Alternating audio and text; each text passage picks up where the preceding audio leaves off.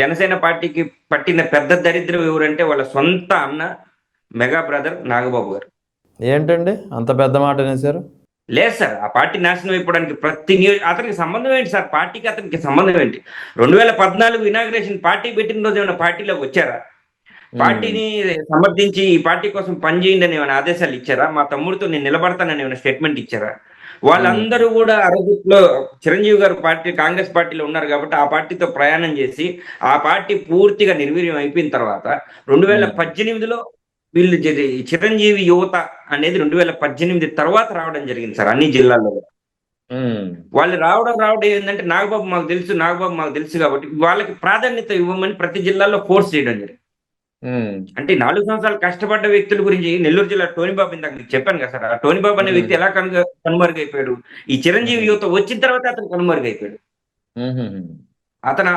అతని కార్యక్రమాలు అతను చేసుకుంటూ వెళ్ళే క్రమంలో వీళ్ళు వచ్చి ఎంటర్ అయిన తర్వాత వీళ్ళు పదవులు ఆశించడం, వీళ్ళు అతని గురించి తప్పుగా మొత్తం అబద్ధాలు చెప్పుకుంటా వెళ్ళిపోవడం.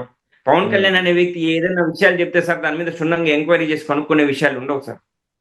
అది బయటకి కొన్ని విషయాల్లో మాత్రం ఇటీవల కాలంలో అతని మీద ఎంక్వైరీ చేస్తాం, అతని మీద కనుక్కుంటాం అని చెప్పారు తప్ప అంతకుముందు నిజంగా నీ అభిమాని, నీ పార్టీ కార్యకర్త అతనికి ఒక ఏదో అన్యాయం జరిగింది అని అతను వచ్చినా కూడా అతనికంటే ముందు ఒక అబద్ధం చెప్పిన వ్యక్తి ఉంటాడు, అదే నమ్ముతాడు తప్ప ఇతను ఎంత మొరబెట్టుకున్నా వినే పరిస్థితి లేదు.